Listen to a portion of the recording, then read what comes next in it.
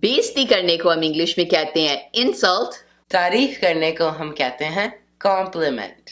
किसी की बेइज्जती नहीं करनी चाहिए। You should not insult anyone. उसे खुश करना है तो उसकी तारीफ करो। If you want to make her happy, compliment her. जरूरत को हम इनफॉर्मल इंग्लिश में Need कहते हैं। उसे फॉर्मल इंग्लिश में हम require भी कह सकते हैं। मुझे चीनी चाहिए। I need some sugar. I require some sugar.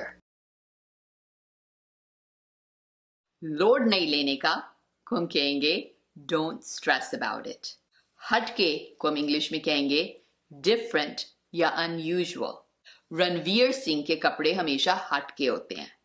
Ranveer Singh always dresses different. और चेप को हम इंग्लिश में क्लिंगी कहेंगे। मेरी गर्लफ्रेंड चेप है। My girlfriend is clingy. अगर आप इंग्लिश में कहना चाहते हो मुझे नहीं पता, I don't know के बदले आप इनमें से एक सेंटेंस इस्तेमाल कर सकते हो। I have no idea. मुझे इस बारे में कुछ नहीं मालूम। I don't have a clue. मुझे अंदाजा तक नहीं है। I don't have the foggiest idea. मुझे कुछ भी नहीं पता। I don't have the faintest idea. मुझे जरा सा भी नहीं पता। Beats me. कुछ नहीं पता। Don't ask me. मुझसे मत पूछो। I am unsure. मुझे पक्का नहीं पता। बहादुर इंसान को हम कहते हैं brave. डरपोक इंसान को हम कहते हैं coward. मेरे पापा बहुत बहादुर हैं। My dad is very brave. पीठ पीछे बात करने वाले लोग डरपोक होते हैं। People who talk behind your back are cowards. अगर आप कहना चाहते हो विश्वास करो या ना करो, आप कहोगे believe it or not. अगर आप कहना चाहते हो लंबी कहानी है, आप कहोगे it is a long story. अगर आप कहना चाहते हो हर मौके का फायदा उठाओ, आप कहोगे take advantage of every opportunity.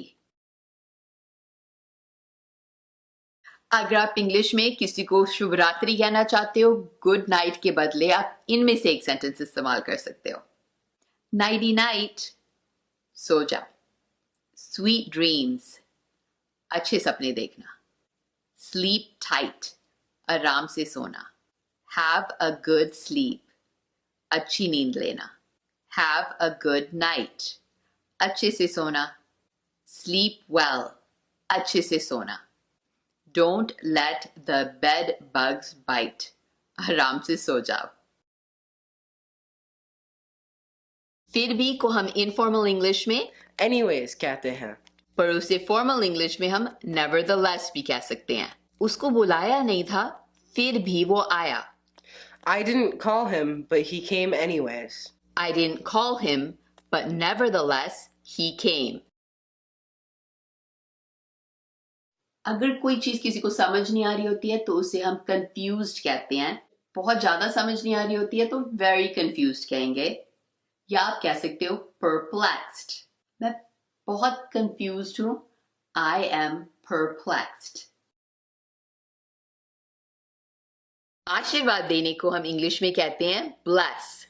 और श्राप देने को हम इंग्लिश में कहते हैं curse. मुझे आशीर्वाद दो। Please bless me. किसी को श्राप नहीं देना चाहिए। You should not curse anyone.